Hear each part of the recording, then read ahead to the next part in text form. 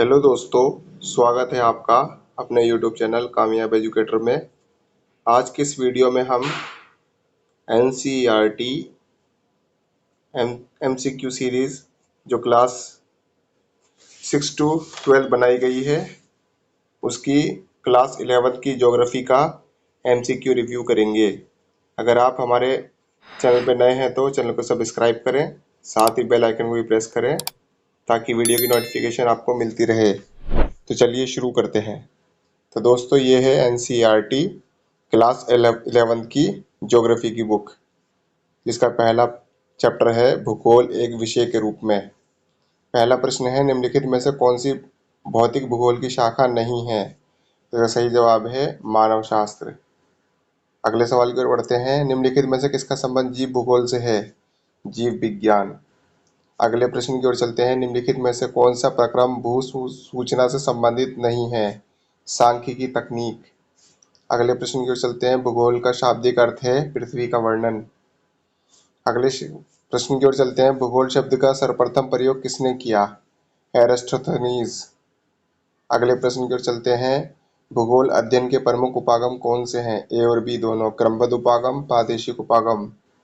अगले प्रश्न की ओर चलते हैं, प्राकृतिक और मानव के बीच अंतर संबंध कैसे स्थापित हुए? ए एंड बी दोनों, अनुकूलन द्वारा, अपरिवर्तन द्वारा। अगले प्रश्न की ओर चलते हैं, विषय वस्तु उपागम किस भूगोलवेत्ता द्वारा दिया गया? Alexander von Humboldt. अगले प्रश्न की ओर चलते हैं, प्रादेशिक भूगोल की विभिन्न शाखाएं हैं उपरोक्त सभी, क्षेत्रीय अध्ययन, प्रादेशिक नियोजन, प्रादेशिक विकास। अगले प्रश्न की चलते हैं, भूगोल में दर्शन के दो अंग कौन से हैं? ए और बी दोनों, भौगोलिक चिंतन और मानव पारिस्थितिकी। अगले प्रश्न की चलते हैं, भौतिक भूगोल की प्रमुख शाखा है भू आकृतिक विज्ञान, जलवायु विज्ञान, जल विज्ञान, उपरोक्त सभी। अगले प्रश्न की चलते हैं, मानव भूगोल के अंतर्गत कौन कौन सी प्रमुख उपशाखाएं आती हैं? तो उपरोक्त सभी। अगले प्रश्न की ओर चलते हैं, भूगोल विषय के संदर्भ में कौन सा कथन सत्य है? तो इसमें उपरोक्त सभी कथन सत्य हैं। अगले प्रश्न की ओर चलते हैं, भूगोल का जनक किसे कहा जाता है? तो हेम्बोल्ट। अगले प्रश्न की चलते हैं, भूगोल शब्द किस भाषा के दो शब्दों जियो और ग्राफोस से मिलकर बना है? तो सही जवाब है ग्रीक। अगले प्रश्न की चलते हैं, कृषि, उद्योग, पर्यटन, व्यापार एवं परिवहन, अवस्थापना तत्व एवं सेवाओं का अध्ययन भूगोल की किस शाखा के अंतर्गत आता है? आर्थिक भूगोल। अगले प्रश्न की चलते हैं, क्रमबद्ध भूगोल के संदर्भ में कौन सा कथन सही है? तो इसमें सभी कथन सही हैं। अगले प्रश्न की ओर चलते हैं, प्रादेशिक भूगोल के संदर्भ में कौन सा कथन असत्य है? यह विधि राजनीतिक इकाइयों पर आधारित होती है। अगले प्रश्न की ओर चलते हैं, क्रमबद्ध भूगोल के संदर्भ में कौन सा कथन असत्य है? सभी भौगोलिक तत्वों का अध्ययन। अगले प्रश्न की ओर चलते हैं, प्रादेशिक भूगोल के संदर्भ में कौन सा कथन सत्य है? यह विधि एकाकी रूप प्रस्तुत करती है। तो दोस्तों, बढ़ते हैं अपने अगले चैप्टर की ओर, पृथ्वी की उत्पत्ति एवं विकास। पहला प्रश्न है, सौरमंडल का सबसे छोटा ग्रह सबसे बड़ा ग्रह कौन सा है? तो वह बृहस्पति। अगले प्रश्न की ओर चलते हैं, निम्नलिखित में से कौन सा तत्व वर्तमान वायुमंडल के निर्माण और संशोधन में सहायक नहीं है? विभेदन। अगले प्रश्न की ओर चलते हैं, बिग बैंग की घटना आज से कितने वर्ष पहले हुई? 13.7 अरब वर्ष। अगले प्रश्न की ओर चलते हैं, निम्नलिखित में से कौन सा जोवियन ग्रह नहीं है? बुध। अगले प्रश्न की ओर चलते हैं, द्वैतारक सिद्धांत किसने दिया? ए और बी दोनों, जेम्स जीन्स और सर हैरोल्ड जाफरी। अगले प्रश्न की ओर चलते हैं, ब्रह्मांड की उत्पत्ति से संबंधित बिग बैंग सिद्धांत के पक्ष में एडविन हबल का कौन सा कथन सत्य है? तो इसमें सही उपरोक्त सभी सत्य हैं। अगले प्रश्न की ओर चलते हैं, निहारिका का अर्थ है गैस एवं धूल के घूमते बादल। अगले प्रश्न की ओर चलते हैं, ब्रह्मांड की उत्पत्ति संबंधी स्थिर अवस्था संकल्पना किसने प्रस्तुत की? होयल। अगले प्रश्न की ओर चलते हैं, क्षुद्र ग्रह का अर्थ होता है भारी ग्रह और पार्थिव ग्रह के बीच में लाखों छोटे पिंडों की एक पट्टी। अगले प्रश्न की ओर चलते हैं, जोवियन ग्रह पर हाइड्रोजन तथा हीलियम गैसों के बने रहने का प्रमुख कारण क्या है? दूरी। अगले प्रश्न की ओर चलते हैं, वैज्ञानिकों के अनुसार पृथ्वी की आयु है 4.6 अरब वर्ष। अगले प्रश्न की ओर चलते हैं, पृथ्वी पर जीवन के विकास का आरंभ आज से कितने वर्ष पहले हुआ? लगभग 380 करोड़ वर्ष पहले।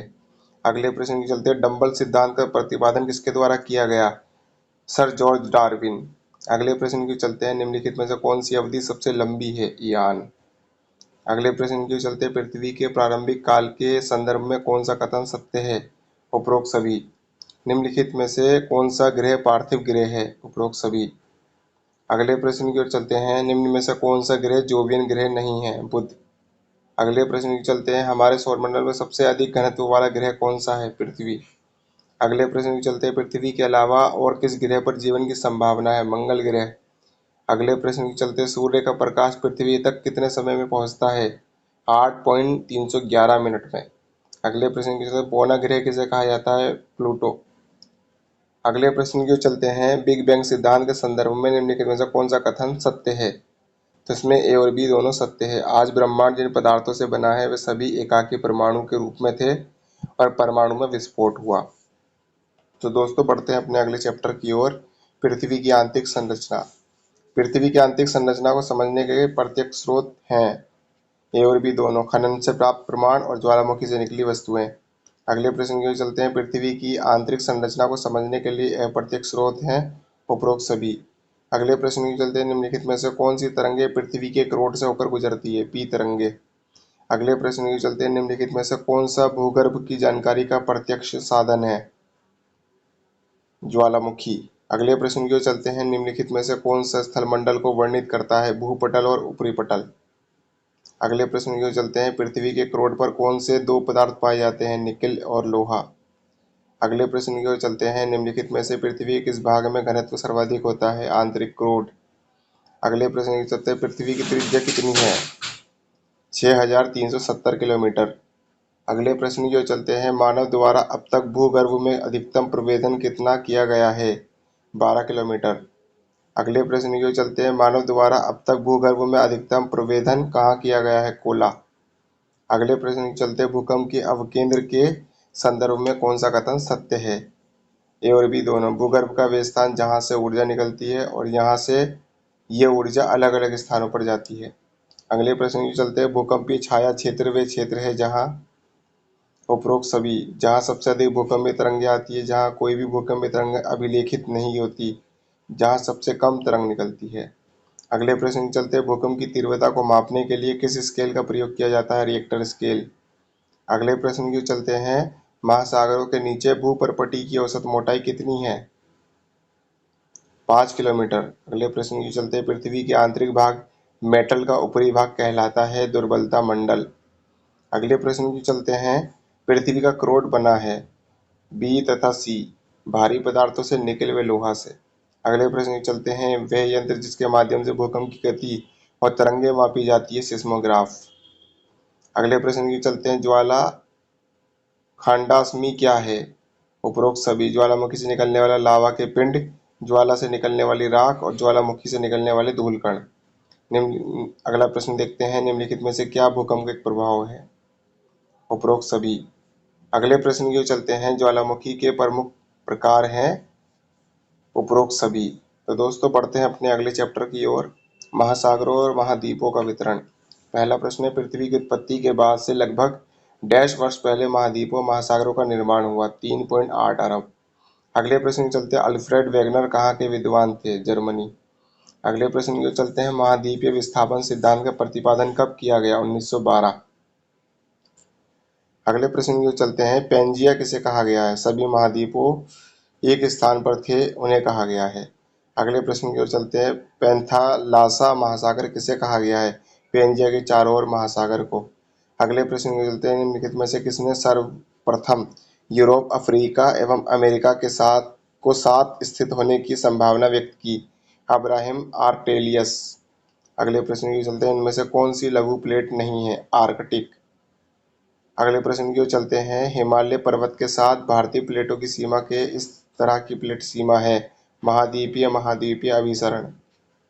अगले प्रश्न चलते हैं, भारत का संबंध किस प्लेट से है? Indo Australian plate. अगले प्रश्न की ओर चलते हैं, हॉट स्पॉट सिद्धांत कब प्रस्तुत किया गया? 1971 में।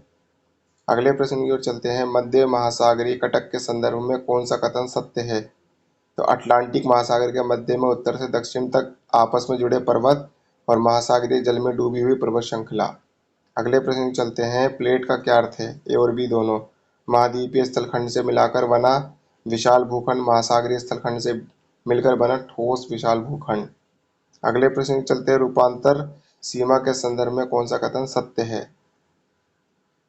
इसमें ए और बी दोनों सही हैं। अगले प्रश्न की ओर चलते हैं, नदियों की तली में खनिजों का अपसाद के रूप में निक्षेपण कहलाता है प्लेसर निक्षेप। अगले प्रश्न की चलते हैं, टिलाइट के संदर्भ में कौन सा कथन सत्य है? तो इसमें उपरोक्त कथन सत्य हैं। अगले प्रश्न की चलते हैं, लेमुरिया प्रजाति के जीवाश्म कहाँ मिलते हैं? उपरोक्त सभी। अगले प्रश्न की चलते हैं, पैंजिया के विभाजन के समय कौन से दो बड़े महाद्वीपीय पिंड अस्तित्व में आए? लोरेशिया और गोंडवाना लैंड। अगले प्रश्न की चलते हैं, पोलर फीलिंग बल किससे संबंधित है? पृथ्वी के घूर्णन से। अगले प्रश्न की चलते हैं, वैगनर ने महाद्वीपीय विस्थापन के लिए किन बलों को उत्तरदायी बताया? ए तथा बी दोनों। अगले प्रश्न की चलते हैं, प्लेट विवर्तनिकी की अवधारणा किसके द्वारा प्रस्तुत की गई? तो उपरोक्त सभी, मैकेंजी, पार्कर, मॉर्गन। अगले प्रश्न की चलते हैं, सिद्धांत प्लेट विवर्तनिकी सिद्धांत प्रस्तुत किया गया 1967 में। तो दोस्तों बढ़ते हैं अपने अगले चैप्टर की ओर, खनिज एवं शेल। पहला प्रश्न है, शेल मुख्य कितने प्रकार की होती है? 3। बढ़ते हैं अगले प्रश्न की ओर, निम्नलिखित में से प्राथमिक शैली से कहा जाता है? आग्नेय शैल। अगले प्रश्न को देखते हैं, एक शैली समय अंतराल में दूसरे प्रकार की शैली में बदल जाती है, इसे कहते हैं शैल चक्र। इनमें से कौन सा ग्रेनाइट के दो प्रमुख घटक हैं? लोहा व चांदी। अगले प्रश्न को देखते हैं, निम्न में कौन सा कायांतरित शैलों का प्रमुख लक्षण है? परिवर्तनीय। अगले प्रश्न को देखते हैं, निम्नलिखित में से कौन सा एक तत्व वाला खनिज है? ग्रेफाइट। अगले प्रश्न को देखते हैं, निम्न में से कौन सा शैल अवसादी नहीं है? संगमरमर। अगले प्रश्न को देखते हैं, कठोर पिछाला पदार्थ है मैग्मा। अगले प्रश्न को देखते हैं, ग्रेनाइट चट्टान एक उदाहरण है आग्नेय। अगले प्रश्न को देखते हैं, खनिज के संदर्भ में निम्नलिखित में कौन सा कथन सत्य है? तो उपरोक्त सभी। अगले प्रश्न को देखते हैं, भूपर्पटी पर लगभग कितने प्रकार के खनिजों को पहचाना गया है? 2000। अगले प्रश्न को देखते हैं, माइका नामक खनिज मुख्यतः किस उपयोग में आता है? विद्युत उपकरणों में। अगले प्रश्न की उत्तर है, ग्रेनाइट एवं बेसाल्ट किसके उदाहरण हैं? आग्नेय शैल के। अगले प्रश्न को देखते हैं, निम्नलिखित में से अधात्विक खनिज के उदाहरण हैं? उपरोक्त सभी। अगले प्रश्न को देखते हैं, सभी खनिजों का मूल स्रोत क्या है? मैग्मा। अगले प्रश्न को देखते हैं, क्वार्ट्ज किस शैल का प्रमुख घटक है? रेत और ग्रेनाइट। अगले प्रश्न देखते हैं, क्वार्ट्ज का उपयोग कहाँ होता है? रेडियो में और रडार में। अगले प्रश्न में देखते हैं, कायांतित शैलों के निर्माण का मुख्य कारण क्या है? उपरोक्त सभी। अगले प्रश्न को देखते हैं, शैलों को विज्ञान को क्या कहा जाता है? पेट्रोलॉजी। अगले प्रश्न में देखते हैं, पृथ्वी पर पाई जाने वाली सबसे कठोर शैल कौन सी है? हीरा। अगले प्रश्न में देखते हैं, मोहो स्केल पर सबसे मुलायम खनिज कौन सा है? टैल्क। दोस्तों बढ़ते हैं अपने अगले चैप्टर की ओर, भू प्राकृतिक प्रक्रियाएं। पहला प्रश्न है, निम्नलिखित में से कौन सी एक अनुक्रमिक प्रक्रिया है? अपरदन। अगले प्रश्न में देखते हैं, ऑक्सीडेशन का सर्वाधिक प्रभाव होता है लौह खनिजों पर। अगले प्रश्न में देखते हैं, जल योजन प्रक्रिया निम्नलिखित पदार्थों में से किस से प्रभावित करती है? तो लवण। अगले प्रश्न को देखते हैं, रासायनिक अपक्षय अधिक प्रभावी होता है? चूना पत्थर। अगले प्रश्न को देखते हैं, मलबा अवधाव को किस श्रेणी में सम्मिलित किया जाता है? भूस्खलन। अगले प्रश्न में देखते हैं, मृदा के निर्माण के रूप में महत्वपूर्ण कारक है जनक पदार्थ। अगले प्रश्न को देखते हैं, रासायनिक अपक्षय में सम्मिलित है ऑक्सीकरण। अगले प्रश्न को देखते हैं, निम्नलिखित में से कौन सा भू आकृतिक प्रक्रिया का कारक नहीं है? भूकंप। चट्टानों का टूटकर अपने स्थान पर ही पड़े रहना कहलाता है अपक्षय। अगले प्रश्न को देखते हैं, निम्नलिखित में से कौन सी रासायनिक अपक्षय की प्रक्रिया नहीं है? हिमकरण एवं पिघलन। अगले प्रश्न को देखते हैं, मृदा का निर्माण किस क्रिया द्वारा होता है? अपक्षय। अगले प्रश्न को देखते हैं, निम्नलिखित में कौन सा अंतर्जनिक बल है? पर्वत निर्माणकारी बल। अगले प्रश्न को देखते हैं, क्षारीय मृदा का निर्माण किन क्षेत्रों में होता है? कम वर्षा वाले। अगले प्रश्न को देखते हैं, लोहे में जंग लगना कहलाता है ऑक्सीकरण। अगले प्रश्न को देखते हैं, अपक्षय का प्रमुख अभिकर्ता है ताप। तो दोस्तों बढ़ते हैं अपने अगले चैप्टर की ओर, भू आकृतियां तथा उनका विकास। पहला प्रश्न है, स्थल रूप विकास की किन अवस्थाओं में अधोमुख कटाव प्रमुख होता है? तरुणावस्था। अगले प्रश्न को देखते हैं, गार्ज का निर्माण होता है कठोर चट्टानों में। अगले प्रश्न को देखते हैं, गहरी घाटी जिसकी विशेषता सीढ़ीनुमा खड़े ढाल होते हैं किस नाम से जानी जाती है? कैनियन। कैनियन। अगले प्रश्न को देखते हैं। टार्न झील सर्क झील बनती है हिमनद के अपरदन द्वारा। अगले प्रश्न को देखते हैं। निम्न में से किन प्रदेशों में रासायनिक अपक्षय प्रक्रिया यांत्रिक अपक्षय प्रक्रिया की अपेक्षा अधिक शक्तिशाली होती है? चूना पत्थर प्रदेश। अगले प्रश्न को देखते हैं। गोखुर झीलों का निर्माण होता है नदियों द्वारा वृद्धावस्था में। अगले प्रश्न को देखते हैं। गहरे लंबे व विस्तृत गर्त या बेसिन जिनके शीर्ष दीवार खड़े ढाल वाले व किनारे खड़े व अवतल होते हैं उन्हें क्या कहते हैं? सर्क। अगले प्रश्न को देखते हैं। वी आकार की घाटी का निर्माण होता है नदियों द्वारा युवावस्था में। अगले प्रश्न को देखते हैं। निम्नलिखित में से कौन सी भू आकृति का निर्माण नदी की अपरदन क्रिया द्वारा होता है? गार्ज। अगले प्रश्न को देखते हैं। यू आकार की घाटी निम्न में से किस कारक के अपरदन का परिणाम है? हिमनद। अगले प्रश्न को देखते हैं। बरखान का निर्माण निम्नलिखित में से किससे संबंधित है? पवन। अगले प्रश्न को देखते हैं। गुफाओं की रचना किस क्रिया द्वारा होती है? कार्बोनेटीकरण। अगले प्रश्न को देखते हैं। ओल्ड फेथफुल गाइजर किस देश से संबंधित स्थित है? संयुक्त राज्य अमेरिका। अगले प्रश्न को देखते हैं। 18 हिमनद द्वारा निर्मित मिट्टी है हिमोड़। अगले प्रश्न को देखते हैं। गुंबद आकार भाग से बहने वाली नदियों द्वारा किस प्रवाह की रचना होती है? आर्य प्रवाह। अगले प्रश्न को देखते हैं। कास्ट प्रदेश की भूमिगत कंदरा की छत पर बनने वाली आकृति है स्टेलेक्टाइट। स्टेलेक्टाइट। अगले प्रश्न को देखते हैं। भारत का प्राचीन स्थलखंड कौन सा है? प्रायद्वीपीय पठार। अगले प्रश्न को देखते हैं। भूमिगत जल के अपरदन से कौन सी आकृति बनती है? कॉलम। अगले प्रश्न को देखते हैं। निम्नलिखित में से कौन सी शिलागिरती नदी द्वारा निर्मित है? गोखुर झील। अगले प्रश्न को देखते हैं। हिमानी अपरदन से निम्नलिखित निर्मित आकृति है नुनाटक। अगले प्रश्न को देखते हैं। निम्नलिखित में से कौन सी वायु के निक्षेपण स्थलागिरती है? बरखान। अगले प्रश्न को देखते हैं। यू आकार की घाटी बनती हिमानी क्षेत्र में। अगले प्रश्न को देखते हैं। नदी के मुहाने पर बनने वाली संकीर्ण तथा गहरी घाटी को क्या कहते हैं? ज्वार नदमुख। अगले प्रश्न को देखते हैं। निम्नलिखित में से किस आकृति का संबंध नदी की कार्यों से नहीं है? बरखान। तो दोस्तों बढ़ते हैं अपने अगले चैप्टर की ओर। वायुमंडल का संगठन और संरचना। पहला प्रश्न है। वे वायुमंडलीय परत जो मानव जीवन के लिए महत्वपूर्ण है? क्षोभ मंडल। अगले प्रश्न को देखते हैं। प्रकाश की क्या गति है? 3 लाख किलोमीटर प्रति सेकंड। अगले प्रश्न को देखते हैं। निम्नलिखित में से कौन सी गैस सूर्य से आने वाली हानिकारक पराबैंगनी किरणों से बचाती है? ओजोन। अगले प्रश्न को देखते हैं। निम्न में से किस गैस की कमी पर्यावरण संबंधी समस्या उत्पन्न करती है? ओजोन। अगले प्रश्न को देखते हैं। निम्नलिखित में से कितनी ऊंचाई पर ऑक्सीजन की मात्रा नगण्य होती है? 120 किलोमीटर। अगले प्रश्न को देखते हैं। वायुमंडल में ऑक्सीजन की मात्रा कितनी प्रतिशत है? 20.95%। अगले प्रश्न की ओर चलते हैं। कौन सी गैस सौर विकिरण के लिए पारदर्शी है तथा पार्थिव गैसों के लिए अपारदर्शी है? Carbon dioxide. अगले प्रश्न की ओर चलते हैं। कार्बन डाइऑक्साइड गैस कितनी ऊंचाई तक सीमित होती है? 90 किलोमीटर। अगले प्रश्न की ओर चलते हैं। निम्नलिखित में से कौन सी गैस भूमंडलीय ताप के लिए उत्तरदायी है? Carbon dioxide. अगले प्रश्न की चलते हैं। अधिकांश मौसमी घटनाएं किस मंडल में घटित होती है? क्षोभ मंडल। अगले प्रश्न की चलते हैं। मानव जीवन के लिए सबसे महत्वपूर्ण परत है क्षोभ मंडल। अगले प्रश्न की चलते हैं। वायुमंडल की अल्पकालीन दशाओं को कहा जाता है? मौसम। अगले प्रश्न को देखते हैं। इनमें से कौन सा ग्रीन हाउस गैस है? मीथेन।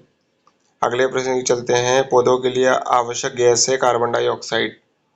अगले प्रश्न की चलते हैं। रेडियो तरंगों का परावर्तन निम्न में से किस मंडल से होता है? आयन मंडल। अगले प्रश्न की चलते हैं। वायुमंडल में नाइट्रोजन का प्रतिशत कितना है? 78%। अगले प्रश्न की चलते हैं। सौरमंडल में ऊंचाई के साथ तापमान घटता है फिर बढ़ता है? अगले प्रश्न की चलते हैं। इनमें से कौन सी ग्रीन हाउस गैस नहीं है? ऑक्सीजन। अगले प्रश्न की चलते हैं। ब्रह्मांड किरणों का परिलक्षण किस मंडल में किया जाता है? आयन मंडल। अगले प्रश्न को देखते हैं। निम्नलिखित में से कौन से वायुमंडल का हिस्सा नहीं है? चुंबकत्व नियंत्रण क्षेत्र। अगले प्रश्न की चलते हैं। ग्रीन हाउस प्रभाव के लिए निम्न में से किस गैस को जिम्मेदार ठहराया जाता है? Carbon dioxide. अगले प्रश्न की चलते हैं। वायुमंडल के परत से कौन सी परत का संबंध मौसमी परिवर्तन संबंधित है? क्षोभ मंडल। तो दोस्तों बढ़ते हैं अपने अगले चैप्टर की ओर। सौर विकिरण, ऊष्मा संतुलन एवं तापन। पहला प्रश्न निम्नलिखित में किस शहर में दिन ज्यादा लंबा होता है? चंडीगढ़। अगले प्रश्न की तरह आकाश के नीलेपन का प्रमुख कारण है सूर्य प्रकाश का वायु अणुओं द्वारा प्रकीर्णन। अगले प्रश्न की चलते हैं, निम्नलिखित में से किस प्रक्रिया द्वारा वायुमंडल मुख्यतः गर्म होता है? तो लंबी तरंगदैर्ध्य वाले स्थलीय विकिरण से। अगले प्रश्न की चलते हैं, सूर्य तप की सबसे ज्यादा मात्रा प्राप्त होती है भूमध्य रेखीय प्रदेश द्वारा। अगले प्रश्न चलते हैं, निम्नलिखित में से कहाँ पर दिन तथा रात सबसे बड़ा होता है? ध्रुव। अगले प्रश्न चलते हैं, निम्नलिखित में से कौन सा तापमान के क्षैतिज वितरण को प्रभावित नहीं करता? सागरीय लहरें। अगले प्रश्न चलते हैं, सर्वाधिक सूर्य भी ताप कहाँ पाया जाता है? विषुवत रेखा पर। अगले प्रश्न चलते हैं, कर्क रेखा पर सूर्य की किरणें लंबवत किस दिन चमकती है? 21 जून। अगले प्रश्न चलते हैं, उच्च वायुमंडलीय तापमान की विलोमता का प्रमुख कारण क्या है? ओजोन गैस की उपस्थिति। अगले प्रश्न चलते हैं, सूर्य और पृथ्वी के बीच की सर्वाधिक दूरी होती है 4 जुलाई को। अगले प्रश्न चलते हैं, पृथ्वी के धरातल का तापमान सबसे अधिक प्रभावित होता है? इनमें सभी। अगले प्रश्न को देखते हैं, सूर्य से आने वाले ताप का कितना प्रतिशत भाग पृथ्वी पर पहुंचता है? 51%। अगले प्रश्न चलते हैं, भारत में निम्न में से कौन सा तप्त स्थल है? पश्चिमी घाट। अगले प्रश्न चलते हैं, सर्वाधिक तापमान कब अंकित किया जाता है? अपराह्न 4 बजे। अगले प्रश्न की ओर चलते हैं, आकाश का नीला रंग व सूर्य की लालिमा निम्न में किस प्रक्रिया का परिणाम है? प्रकीर्णन। अगले प्रश्न की चलते हैं, वायुमंडल के लंबवत तापमान की प्रक्रिया को कहते हैं संवहन। अगले प्रश्न की चलते हैं, वायुमंडल के बाहरी संस्तरण तक पहुंचाने वाले सूर्यताप का कितना भाग पृथ्वी के धरातल तक पहुंचता है? 51%। अगले प्रश्न चलते हैं, निम्नलिखित में कौन किसी स्थान के तापमान को प्रभावित कर सकता है? इनमें सभी। तो दोस्तों, बढ़ते हैं अपने अगले चैप्टर की ओर, वायुमंडलीय परिसंचरण और तथा मौसम प्रणालियां। पहला प्रश्न है, यदि धरातल पर वायुदाब 1000 मिलीबार है तो धरातल 1 किलोमीटर की ऊंचाई पर वायुदाब कितना होगा? 900 मिलीबार। अगले प्रश्न की चलते हैं, वायु दाब ऊंचाई के साथ कोई परिवर्तन नहीं होता। अगले प्रश्न की चलते हैं, अंतर उष्णकटिबंधीय अभिसरण क्षेत्र प्राय कहाँ होता है? विषुवत वृत्त के निकट। अगले प्रश्न की ओर चलते हैं, निम्न में से कौन सी मौसमी पवनें हैं? मानसून पवनें। अगले प्रश्न की चलते हैं, उत्तरी गोलार्ध में निम्न वायुदाब के चारों तरफ पवने की दिशा क्या होगी? घड़ी की सुइयों के चलने की दिशा के अनुरूप। अगले प्रश्न की चलते हैं, वायुदाब मापने के लिए किस यंत्र का उपयोग होता है? बैरोमीटर। अगले प्रश्न की चलते हैं, वायु राशियों के निर्माण के उद्गम क्षेत्र निम्न में कौन सा है? साइबेरिया के मैदानी भाग। अगले प्रश्न की चलते हैं, निम्नलिखित में से कौन स्थानीय शीत पवन है? बोरा। अगले प्रश्न की चलते हैं, निम्नलिखित में से किन पवनों को हिम पक्षी या हिम हरिणी कहा जाता है? चिनकू या चिनूक। अगले प्रश्न की चलते हैं, भूमध्य रेखीय खंड में निम्न वायुदाब पेटी का मुख्य कारण क्या है? समवाहिक धाराएं। अगले प्रश्न की चलते हैं, तापमान के अधिक होने पर वायुदाब कम होता है। अगले प्रश्न की चलते हैं, अष्ट अक्षांश कहाँ पर पाए जाते हैं? उपोष्ण उच्च दाब। अगले प्रश्न की चलते हैं, चिनूक हवाएं पाई जाती है उत्तरी अमेरिका में। अगले प्रश्न की चलते हैं, सहारा मरुस्थल में भूमध्य सागर की ओर प्रवाहित गर्म धूल से भरी हवा कहलाती है सिरको। अगले प्रश्न की चलते हैं, व्यापारिक हवाएं होती है नियमित व स्थिर। अगले प्रश्न की चलते, पवन का वेग मापने के लिए उपयोग किया जाता है एनीमोमीटर। अगले प्रश्न की चलते हैं, स्विट्जरलैंड में उत्तरी आल्प्स के प्रमुख ढाल पर बहने वाली हवा है फोहन।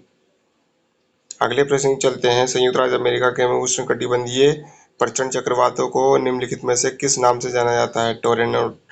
टोर्नेडो। अगले प्रश्न की चलते हैं, रॉकी पर्वत श्रेणी के पूर्वी ढालों पर उतरने वाली हवा संयुक्त राज्य अमेरिका एवं कनाडा में कहलाती है चिनूक। अगले प्रश्न की चलते हैं, उष्णकटिबंधीय चक्रवातों को पश्चिमी ऑस्ट्रेलिया में कहते हैं विली विलीज। अगले प्रश्न की चलते हैं, चीन के तट को प्रभावित करने वाले उष्णकटिबंधीय चक्रवात को किस नाम से पुकारा जाता है? टाइफून। अगले प्रश्न की चलते हैं, निम्न वायुदाब प्रणाली किस प्रकार के मौसम की सूचक है? चक्रवाती मौसम। तो दोस्तों, बढ़ते हैं अपने अगले चैप्टर की ओर, वायुमंडल में जल। पहला प्रश्न है, मानव के लिए वायुमंडल का सबसे महत्वपूर्ण घटक में से कौन सा है? ऑक्सीजन। अगले प्रश्न को देखते हैं, कपासी मेघ पाए जाते हैं 5 से 7 किलोमीटर की ऊंचाई के मध्य। अगले प्रश्न को देखते हैं, निम्नलिखित में से ये प्रक्रिया कौन सी है जिसके द्वारा जल द्रव से गैस में बदल जाता है? वाष्पीकरण। अगले प्रश्न को देखते हैं, भूमध्य सागरीय वर्षा पेटी स्थित है 30 डिग्री से 45 डिग्री अक्षांशों में। अगले प्रश्न को देखते हैं, निम्नलिखित में से कौन सा वायु की उस दशा को दर्शाता है जिसमें सभी उसकी पूरी क्षमता के अनुरूप होती है? संतृप्त हवा। अगले प्रश्न को देखते हैं, वायु की जल वाष्प ग्रहण करने की क्षमता में वृद्धि होती है तापमान बढ़ने पर। अगले प्रश्न को देखते हैं, निम्नलिखित प्रकार के बादलों में से आकाश में सबसे ऊंचा बादल कौन सा है? पक्षाब। अगले प्रश्न को देखते हैं, ओलावृष्टि का संबंध सामान्यतः रहता है भारी कपासी मेघों से। अगले प्रश्न को देखते हैं, निम्नलिखित में से वह प्रक्रिया कौन सी है जिसके द्वारा जल द्रव के ठोस में बदल जाती है? संघनन। अगले प्रश्न को देखते हैं, वायु के जलवाष्प के जल में बदल जाने की क्रिया को क्या कहते हैं? संघनन। अगले प्रश्न को देखते हैं, शीतोष्ण कटिबंधीय क्षेत्रों में सामान्यतः किस प्रकार की वर्षा होती है? चक्रवातीय। अगले प्रश्न को देखते हैं, दक्षिणी अमेरिका में के अमेज़न बेसिन में वर्षा होती है, चक्रवाती वर्षा होती है? संवहनी। अगले प्रश्न को देखते हैं, सापेक्षिक आर्द्रता मापी जाती है हाइग्रोमीटर से। अगले प्रश्न की ओर चलते हैं, विशिष्ट छापा प्रदेश किससे संबंधित है? पर्वतीय वर्षा। अगले प्रश्न की ओर चलते हैं, वाष्प में ऊर्जा की छपी मात्रा को गुप्त ऊष्मा कहा जाता है, गुप्त ऊष्मा की इकाई है कैलोरी। अगले प्रश्न की ओर चलते हैं, पंजाब में शीतकाल में किस प्रकार की वर्षा होती है? चक्रवातीय वर्षा। अगले प्रश्न की ओर चलते हैं, निम्नलिखित मेघों में से किसको तड़ित मेघ कहते हैं? कपासी वर्षा। अगले प्रश्न की ओर चलते हैं, पृथ्वी की सतह पर गिरने वाले जल के रूप को कहते हैं? वर्षण। अगले प्रश्न की ओर चलते हैं, वर्ष विश्व में सबसे अधिक वार्षिक वर्षा का क्षेत्र कौन सा है? भूमध्य रेखीय खंड। अगले प्रश्न की ओर चलते हैं, निम्नलिखित में से कौन सा जल चक्र का भाग नहीं है? जल योजन। अगले प्रश्न की ओर चलते हैं, जल वाष्प में परिवर्तित होने की क्रिया कहलाती है वाष्पीकरण। अगले प्रश्न की चलते हैं, धरातल के संपर्क में रहने वाला सामान्यतः स्तरित मेघ जाता है कोहरा। अगले प्रश्न की ओर चलते हैं, निम्नलिखित में से कौन से बादल अधिक वर्षा करते हैं? वर्षा स्तरी। तो दोस्तों बढ़ते हैं अपने अगले चैप्टर की ओर, विश्व की जलवायु एवं जलवायु परिवर्तन। तो पहला प्रश्न है, कोपेन की ए प्रकार की जलवायु के लिए निम्नलिखित में से कौन सी दशा अनिवार्य है? सभी महीनों का मौसम, मासिक तापमान 18 डिग्री सेल्सियस से अधिक। अगले प्रश्न की चलते हैं, विश्व के तापमान में निरंतर वृद्धि का क्या परिणाम होगा? इनमें सभी: हिम का पिघलना, समुद्री तटीय भागों का जलमग्न होना, समुद्रों का जलस्तर ऊपर उठना। अगले प्रश्न की ओर चलते हैं, जलवायु के वर्गीकरण संबंधित कोपेन की पद्धति को व्यक्त किया जा सकता है व्यवस्थित। अगले प्रश्न की ओर चलते हैं, जलवायु परिवर्तन के कारणों में सम्मिलित मानव गतिविधियां हैं? इनमें सभी। अगले प्रश्न की ओर चलते हैं, भारतीय प्रायद्वीप के अधिकतर भागों को कोपेन की पद्धति को अनुसार वर्गीकृत किया गया है? AM। अगले प्रश्न की ओर चलते हैं, हरित गृह प्रभाव के लिए उत्तरदायी नहीं है? ऑक्सीजन। निम्नलिखित में से कौन सा साल विश्व का सबसे गर्म साल माना गया है? 1998। अगले प्रश्न की चलते हैं, एच शब्द किस प्रकार के प्रदेशों की जलवायु प्रकट करता है? उच्च भूमियां। अगले प्रश्न की चलते हैं, नीचे दिए गए चार जलवायु के समूह में से कौन आर्द्र दशाओं को प्रदर्शित करता है? ACDE। अगले प्रश्न की ओर चलते हैं, शीत ऋतु की वर्षा वाला खंड कौन सा है? रूप सागरीय। अगले प्रश्न की ओर चलते हैं, कर्क एवं मकर रेखा के मध्य स्थित क्षेत्र कहलाता है उष्णकटिबंधीय। अगले प्रश्न की चलते हैं, CFC का उत्सर्जन सबसे अधिक किसके द्वारा किया जाता है? USA। अगले प्रश्न की चलते हैं, निम्नलिखित में से किसे भूमंडलीय कार्बन सिंक माना जाता है? भूमध्य रेखा रेखीय वर्षा के वन। अगले प्रश्न की ओर चलते हैं, भूमध्य सागरीय जलवायु की विशेषता है मुख्यतः शीत ऋतु में वर्षा। अगले प्रश्न की चलते हैं, निम्नलिखित में से कौन हरित गृह प्रभाव का परिणाम है? तापमान का बढ़ना। अगले प्रश्न की ओर चलते हैं, ओजोन की सबसे अधिक हासिल हुआ है अंटार्कटिका के ऊपर। अगले प्रश्न की ओर चलते हैं, धान के खेत में कौन सी गैस उत्पन्न होती है? मीथेन। अगले प्रश्न की ओर चलते हैं, विषुवत रेखा से ध्रुवों की ओर जाने पर तापमान घट जाता है। अगले प्रश्न की ओर चलते हैं, भूमंडल में उपस्थित ग्रीन हाउस गैसों में सबसे अधिक सांद्रण किस गैस का है? Carbon monoxide. तो दोस्तों बढ़ते हैं अपने अगले चैप्टर की ओर, महासागरीय जल। उस तत्व की पहचान करें जो जलीय चक्र का भाग नहीं है? जल योजन। अगले प्रश्न की चलते हैं, सागरीय जल की लवणता घटती है जब भारी वर्षा होती है। अगले प्रश्न की चलते हैं, महाद्वीपीय ढाल की औसत गहराई निम्नलिखित के बीच होती है? 200 से 3000 मीटर। अगले प्रश्न की चलते हैं, अंडमान निकोबार कटक स्थित है? हिंद महासागर में। अगले प्रश्न की ओर चलते हैं, निम्नलिखित में से कौन सी लघु उच्चवच आकृति महासागरों में नहीं पाई जाती? प्रवाल द्वीप। अगले प्रश्न की चलते हैं, विश्व के किस महासागर का महाद्वीपीय मग्न तट सबसे अधिक क्षेत्र में है? अटलांटिक महासागर। अगले प्रश्न की चलते हैं, निम्नलिखित में से कौन सा सबसे छोटा महासागर है? आर्कटिक महासागर। अगले प्रश्न की चलते हैं, पृथ्वी पर जलमंडल का विस्तार लगभग कितना है? 36 करोड़ वर्ग किलोमीटर। अगले प्रश्न की ओर चलते हैं। लवणता को प्रति समुद्री जल में घुले हुए नमक की मात्रा में व्यक्त किया जाता है 1000 ग्राम।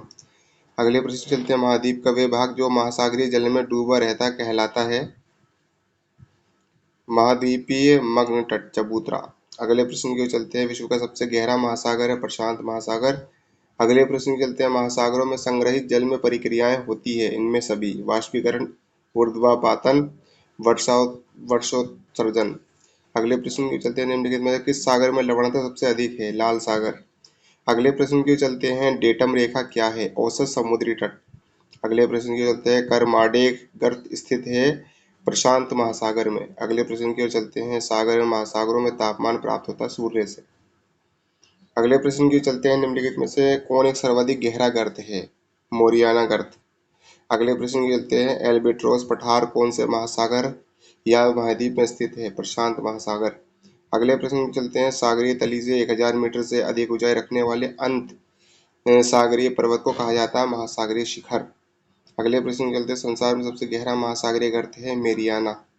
अगले प्रश्न के चलते। सबसे कम लवणता वाला सागर है श्वेत सागर। अगले प्रश्न की ओर चलते हैं। विश्व के किस महासागरीय जल का तापमान सर्वाधिक है? फारस की खाड़ी। अगले प्रश्न की ओर चलते हैं। निम्नलिखित में से किसमें सर्वाधिक लवणता मिलती है? मृत सागर। अगले प्रश्न की ओर चलते हैं। प्रशांत महासागर की औसत गहराई है 5000 मीटर। तो दोस्तों बढ़ते हैं अपने अगले चैप्टर की ओर। महासागरीय जल संचलन। पहला प्रश्न है। महासागरीय जल की ऊपर एवं नीचे गति किससे संबंधित है? तरंग। अगले प्रश्न के चलते। ज्वार भाटा के निर्माण के लिए कौन सा बल उत्तरदायी नहीं है? कोरियोलिस शक्ति।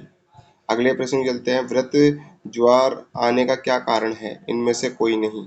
अगले प्रश्न के चलते हैं। विश्व के उच्चतम ज्वार आते हैं फंडी की खाड़ी में। अगले प्रश्न के चलते हैं। पृथ्वी तथा चंद्रमा की न्यूनतम दूरी होती है उपभू उपभू। अगले प्रश्न के चलते हैं। वृत्त ज्वार आते हैं अमावस्या में पूर्णिमा को। अगले प्रश्न के चलते हैं। पृथ्वी उपसौर की स्थिति कब होती है? जनवरी। अगले प्रश्न के चलते। संसार का पहला ज्वारीय विद्युत गृह कहाँ स्थापित किया गया है? फ्रांस। अगले प्रश्न चलते हैं। निम्नलिखित में से कौन सी धारा आर्कटिक महासागर में नहीं बहती है? अटलांटिक महासागर में नहीं बहती है तो हम्बोल्ट धारा। अगले प्रश्न की ओर चलते हैं। किस खाड़ी में ज्वारीय ऊर्जा प्राप्त करने की संभावना अधिक होती है? फंडी की खाड़ी। अगले प्रश्न की ओर चलते हैं। निम्नलिखित में से कौन सा गर्म जल धारा है? आगुलहास की धारा। अगले प्रश्न की ओर चलते हैं। विश्व का सबसे गहरा गर्त कौन सा है? मेरियाना गर्त। अगले प्रश्न की ओर चलते हैं। अल नीनो धारा प्रकट होती है पेरू तट पर। अगले प्रश्न की चलते हैं। निम्नलिखित में से किसे भविष्य के संसाधनों का भंडार कहा गया है? महासागर। अगले प्रश्न की चलते। ज्वार भाटा के निर्माण के लिए कौन सा बल उत्तरदायी नहीं है? कोरियोलिस शक्ति। अगले प्रश्न की ओर चलते हैं। महासागरीय मछलियों में पर्याप्त मात्रा में उपलब्ध होती है इनमें सभी। अगले प्रश्न की ओर चलते हैं। सागरों में ज्वार भाटा आने का क्या कारण है? सूर्य व चंद्रमा का गुरुत्वाकर्षण। अगले प्रश्न की ओर चलते हैं। जिस द्वीप के द्वारा आगुलहास धारा दो भागों में विभक्त होती है? तो मेंडागास्कर। अगले प्रश्न की चलते हैं। निम्नलिखित में से कौन सी धारा बहती है अटलांटिक महासागर में नहीं बहती है? हम्बोल्ट धारा। अगले प्रश्न की चलते हैं। स्थान जहां लेब्राडोर धारा तथा गल्फ स्ट्रीम आपस में मिलती हैं? कनारी। अगले प्रश्न की चलते हैं। निम्नलिखित में से प्रशांत महासागर में चलने वाली धारा कौन सी है? क्यूरोसियो धारा। अगले प्रश्न की ओर चलते हैं। वृत्त ज्वार के समय सूर्य चंद्र में पृथ्वी की स्थिति होती है एक रेखीय। अगले प्रश्न की ओर चलते हैं। महासागर की तरल सतह के विक्षोभ को कहा जाता है लहर। अगले प्रश्न की ओर चलते हैं। सागरीय लहरें निम्नलिखित में से कहाँ से ऊर्जा प्राप्त करती है? सौर प्रणाली। अगले प्रश्न की ओर चलते हैं। महासागरों का महत्वपूर्ण गैर परंपरागत ऊर्जा है ज्वार भाटा। अगले प्रश्न की ओर चलते हैं। तरंग को दो स्प्रिंगों और पतों के बीच की क्षैतिज दूरी को क्या कहते हैं? तरंग की लंबाई। अगले प्रश्न की चलते हैं। भारत में तरंग ऊर्जा प्राप्त करने के लिए संयंत्र कहाँ लगाया गया है? बेजिंग जाम। अगले प्रश्न की ओर चलते हैं। सर्वाधिक जलमग्न खाइयां या गर्त किस महासागर में पाए जाते हैं? प्रशांत महासागर। अगले प्रश्न की चलते हैं। सागर प्रदूषण का प्रमुख कारण है? इनमें सभी। अगले प्रश्न की ओर चलते हैं। विश्व के सबसे बड़े महासागर का क्या नाम है? प्रशांत महासागर। तो दोस्तों बढ़ते हैं अपने अगले चैप्टर की ओर। जैव विविधता एवं संरक्षण। पहला प्रश्न है। जैव विविधता का संरक्षण निम्न में किसके लिए महत्वपूर्ण है? सभी जीवधारी। अगले प्रश्न के चलते हैं। भू सूचना विज्ञान तकनीकी में वैश्विक स्थितीय तंत्र का उपयोग होता है आंकड़ों के एकत्रीकरण में। अगले प्रश्न के चलते हैं। निम्नलिखित में से असुरक्षित प्रजातियां कौन सी है जिन प्रजातियों के लुप्त होने का खतरा है? अगले प्रश्न की ओर चलते हैं। पौधे तथा जंतु सर्वाधिक संख्या तथा व्यापकता प्रकारों में मिलती है उष्णकटिबंधीय वनों में। अगले प्रश्न की ओर चलते हैं। नेशनल पार्क और पशु विहार निम्नलिखित में से किसके उद्देश्य के लिए बनाए जाते हैं? संरक्षण के लिए। अगले प्रश्न की ओर चलते हैं। विश्व में अनेक जंगली जीव जंतु अनेक कारणों से समाप्त हो रहे हैं, इनमें सर्वाधिक महत्वपूर्ण कौन सा है? निवास क्षेत्रों का विनाश। अगले प्रश्न की ओर चलते हैं। जैव विविधता समृद्ध होती है उष्णकटिबंधीय क्षेत्र। अगले प्रश्न की ओर चलते हैं। भूगोल धरातल के विभिन्न भागों में कारणात्मक रूप से संबंधित तथ्यों में भिन्नता का अध्ययन कहता है। ये किसका कथन है? हम्बोल्ट का। अगले प्रश्न की चलते हैं। निम्न में से किस देश में पृथ्वी सम्मेलन था? ब्राजील। अगले प्रश्न की चलते हैं। निम्नलिखित में से किसका संबंध जीव भूगोल से है? जीव विज्ञान। अगले प्रश्न की ओर चलते हैं। जैविक अपक्षय में सम्मिलित है इनमें से सभी? कृषि, जीव जंतु, वनस्पति। अगले प्रश्न की ओर चलते हैं। विश्व में महाविविधता केंद्र रखने वाले देशों की संख्या 12। अगले प्रश्न की चलते हैं। जो हमारा अंतिम प्रश्न है। भारत में वन्य जीव सुरक्षा अधिनियम निम्न में से किस वर्ष में पारित किया गया है? 1972। तो दोस्तों ये था हमारा एनसीईआरटी क्लास 11th की ज्योग्राफी की बुक का चैप्टर वाइज एमसीक्यू रिव्यू। अगर ऐसी ही और भी आप एमसीक्यू रिव्यू की वीडियो देखना चाहते हैं तो हमारे चैनल को लाइक करें, शेयर करें। अगर आप हमारे चैनल पर नए हैं तो चैनल को सब्सक्राइब करें, साथ ही बेल आइकन को भी प्रेस करें ताकि वीडियो की नोटिफिकेशन आपको मिलती रहे। अगर आप हमारे चैनल के टेलीग्राम ग्रुप और व्हाट्सएप चैनल से जुड़ना चाहते हैं तो उसका लिंक वीडियो के डिस्क्रिप्शन में दिया गया है। तब तक मिलते हैं अगले वीडियो में। धन्यवाद।